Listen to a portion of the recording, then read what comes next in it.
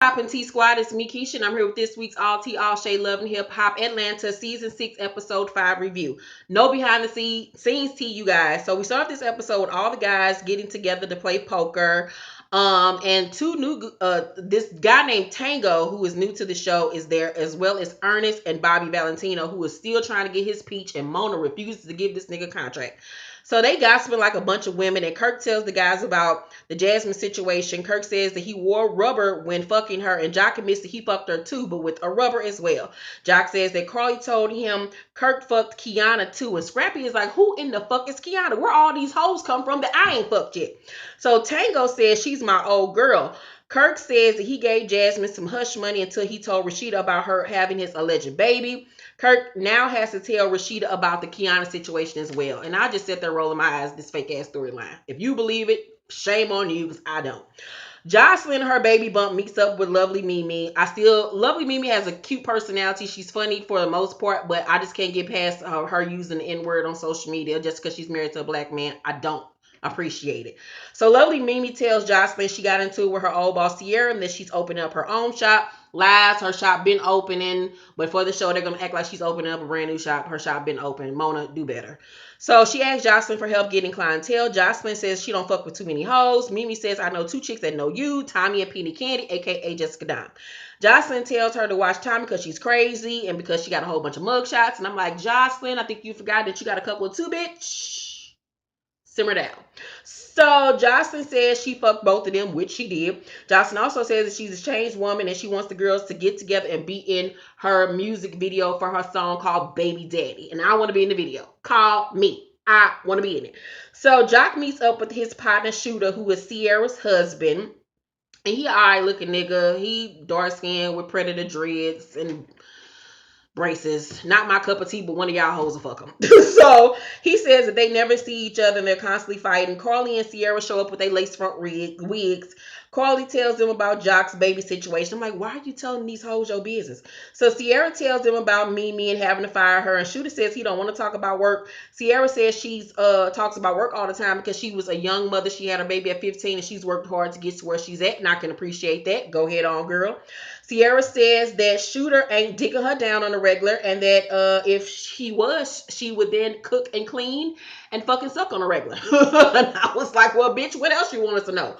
Shooter gets mad because he's like, bitch, you're not about to embarrass me on national television.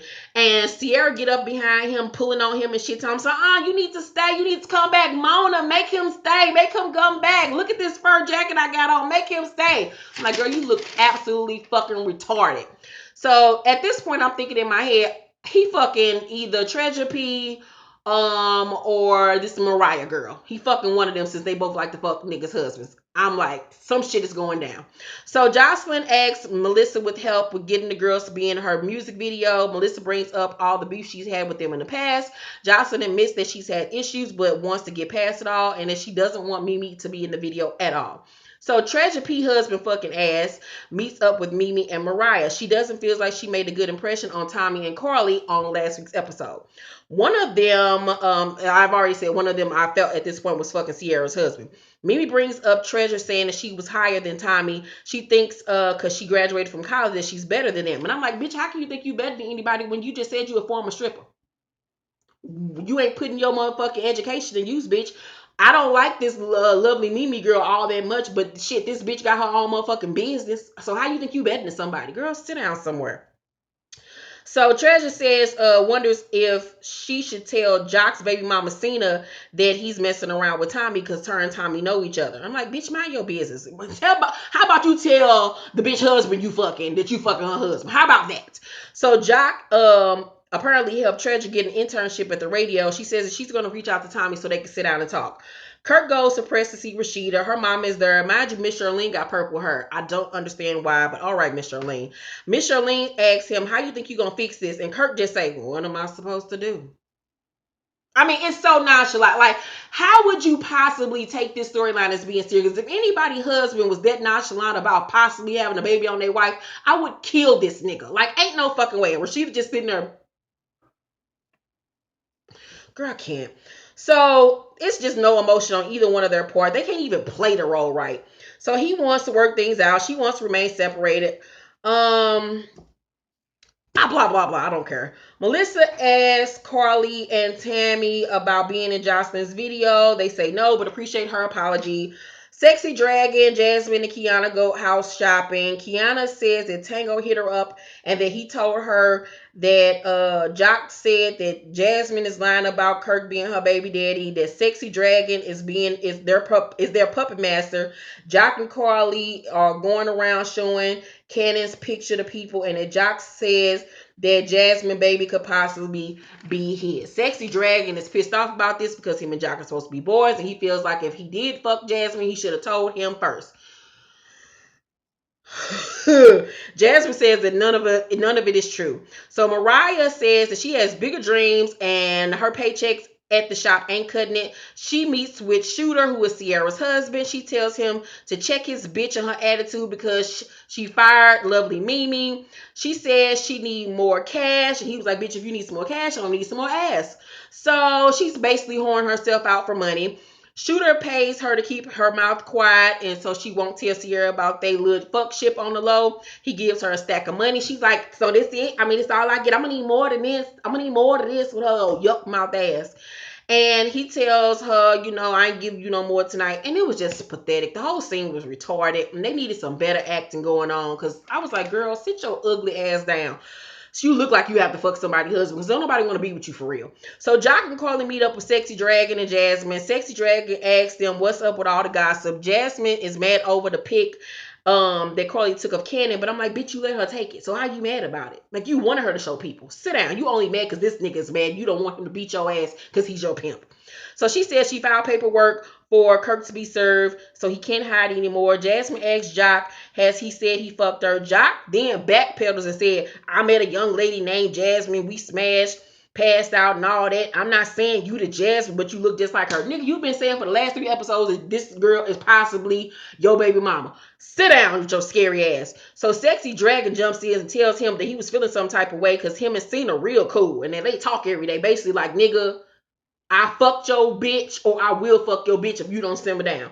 Joc's sitting there scared, and Joc says, if you fucked it, that's all on you. I don't give a fuck. I ain't trying to, have no beef with you behind no bitches. I got kids to take care of. And I was like, well, nigga, I don't know what to tell you. Don't talk all that tough guy talk if you ain't about that life. So Sexy Dragon tells Karlie to get rid of the pics. Jasmine calls Karlie a bitch and says she'll pop her in the mouth because this ain't no hee hee ha ha shit. And Karlie says it is some hee hee ha ha shit. That shit was funny as fuck. Jasmine jumps up, tries to hit her, but security jumps in as always. Tresure meets up with Tommie at the spa with no clothes underneath her robe. I'm like, bitch, why would you meet up with a bitch with no clothes underneath your robe knowing y'all was gonna fight? You knew this was not gonna go right. It was gonna go left. So Tommie hopes that she invited her apologize. Tommie LaDiamond's sparkly rhinestone heels was that business. Tresure says that she didn't say Tommie was lower than her, that she was just low, like low key. What the fuck does that even mean with your dumb ass?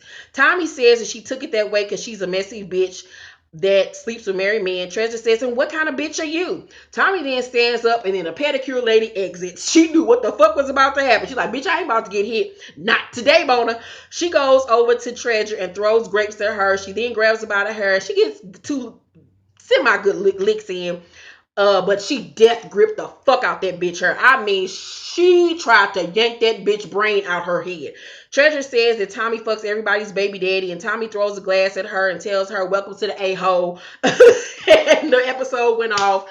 I kind of like Tommie this season, despite the shit that happened with her mama. She got a little bit of morals.